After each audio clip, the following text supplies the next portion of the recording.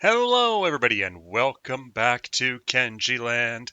It has been so long since I've had you guys back here, and I'm sorry. It's just been incredibly busy since school started back up.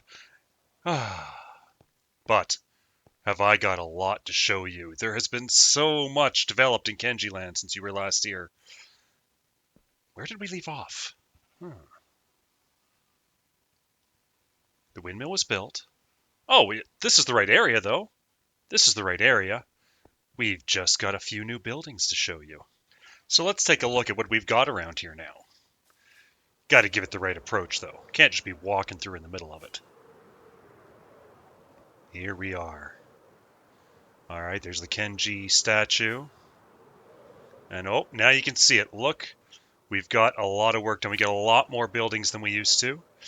The guild hall here, you may recall, is what I built in our last episode. And everything else is new. So let's take a look. Let's see what we've got here. So obviously the idea is that this area in general is going to be my new base for the time being. Not a mega base, but, a biggish base, something that I can sink my teeth into and get creative with. And to do that, you need a lot of materials. So we had to start by building some farms. And my first farms are a pumpkin farm. See that lovely little pumpkin design out front and the way it matches the other buildings, I think.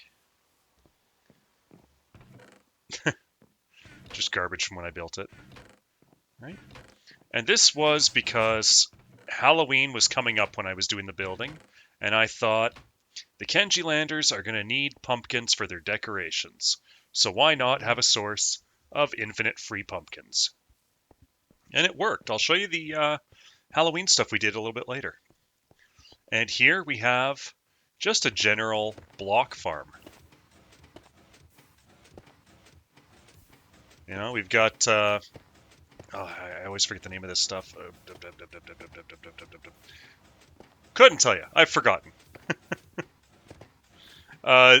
It's produced by blue ice, lava, and lava combining, though. So it's pretty convenient to build a farm for. And actually, I've built two of them now. I built one here, and I built one for Navi like 2 months ago over in his area. And over here, we have a standard cobble generator. Both of these things work exactly the same way. The piston keeps pushing them, and you can attack them with your pickaxe as much as you want. You got to make sure you aim towards the obsidian so that, just in case there is a momentary hiccup or glitch, you don't break a hopper. But, other than that, it's foolproof. You could wrap an elastic band around your mouse if you wanted to, and it would just keep mining away.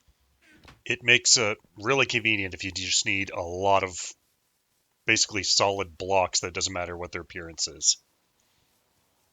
Now over here, we've got the workshop that I've started building. There isn't much in it yet.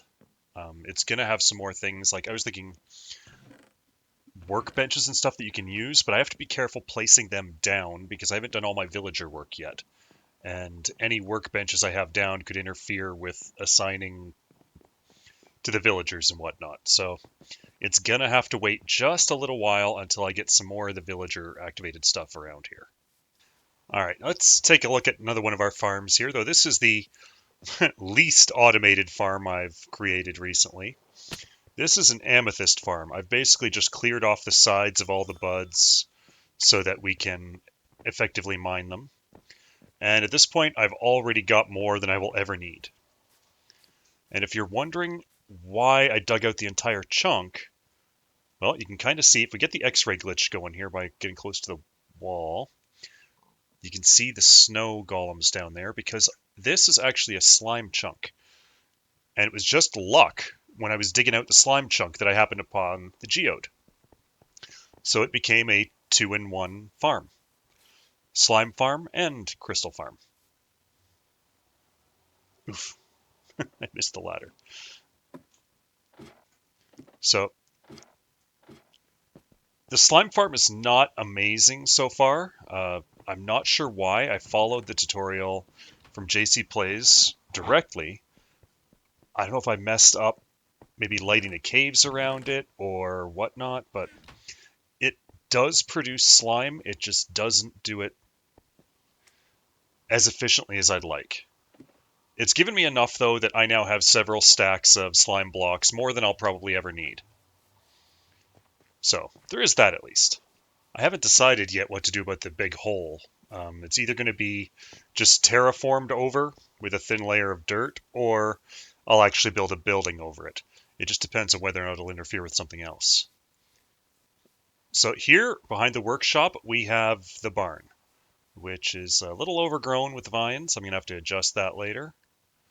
But in general, I kind of like the design. We've got the balcony up top.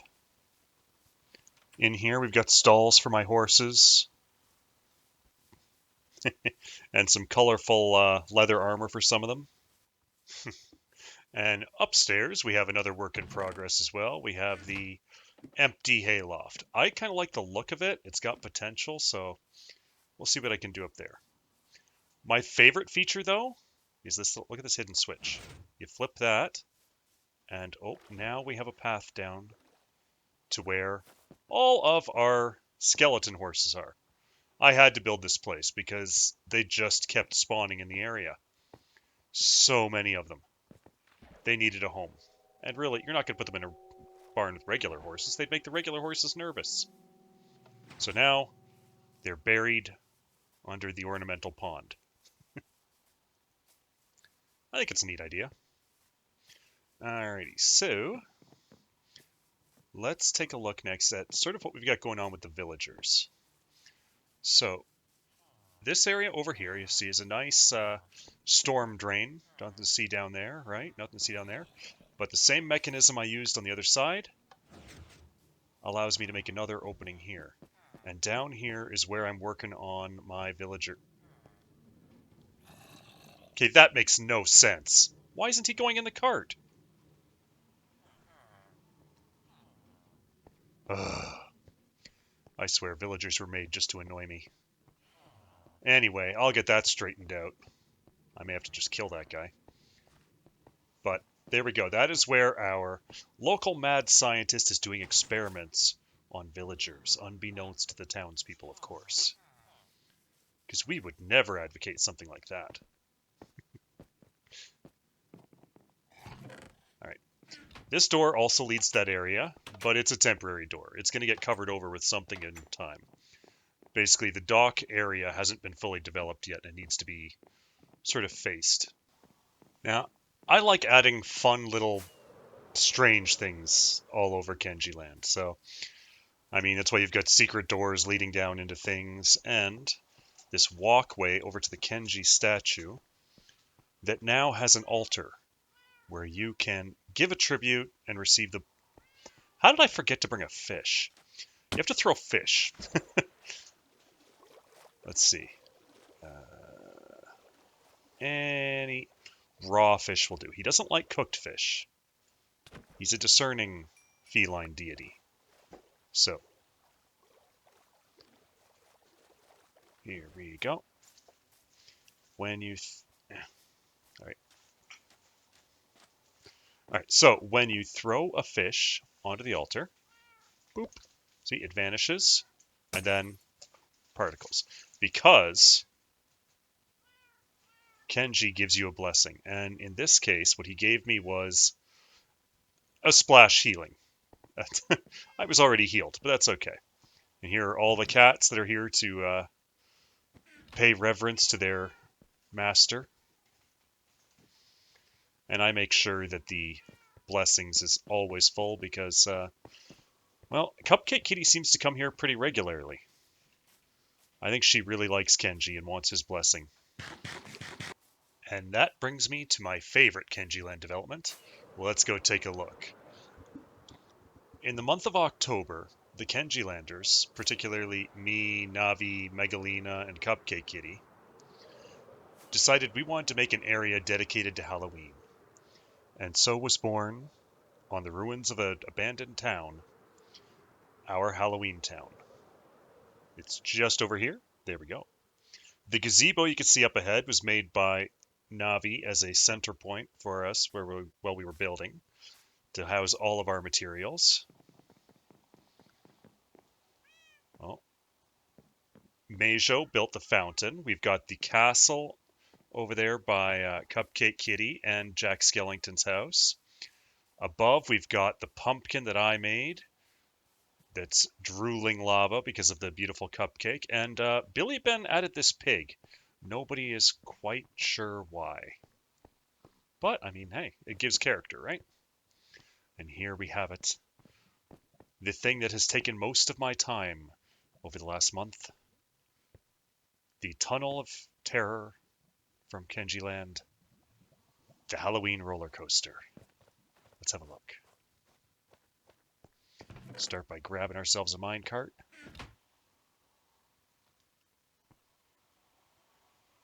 Here we go. Oh, the sound effects started right on time. Excellent. Oh, okay. Alright. Got some tunnels. And then this guy's supposed to be an Enderman. I think he looks great. Wow. Frankenstein in his cage over here. And then the mad scientist had some of these other specimens. Apparently he's not just in my town. He once had an outpost over here as well.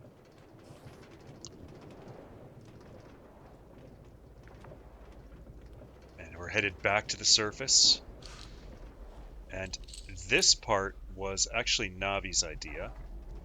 He thought that every carnival he'd been to or place with a roller coaster had this outdoor portion. And it gives a good view, because there's Cupcake Kitty's tower again, and Megalina's Jack Skellington house. And then this horrifying plunge into lava. Followed by more dark tunnels. Actually, this tunnel could stand to be a bit darker. The neon lighting is a little off theme. But here we go. That hurt a little bit. Fireworks. And then dancing pumpkin men. And floating candles. That's a little weird.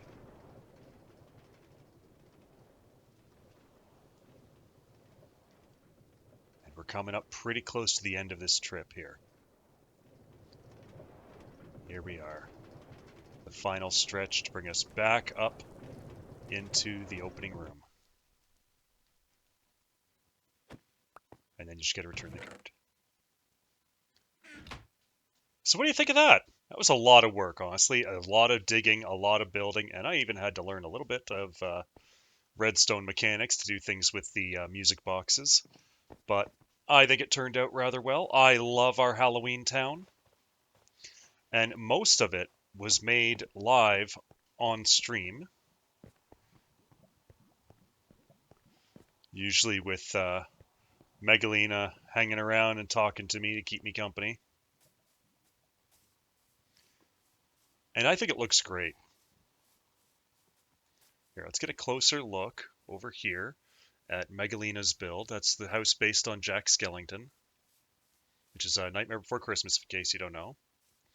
And this is Cupcake Kitty's build, which is Castle Dracula from Castlevania. It's not complete. She says that she ran out of time working on it on her stream, and she's going to work on it in the future, probably for next Halloween. So look forward to the Halloween roller coaster probably being expanded next year, as well as this castle being finished, because it's already pretty epic. I can't wait to see what it's like when it's finished, when it actually has an upper floor. I like the spiral staircase too. I've never had much luck making spirals. Not that felt natural anyway. And when this is done, and there's some kind of platform up here, I hope, you'll have a really good view of Kenji Land as well. Or at least Halloween Town. I think the whole area is pretty cool. There's the gallows below us, and Navi's graveyard.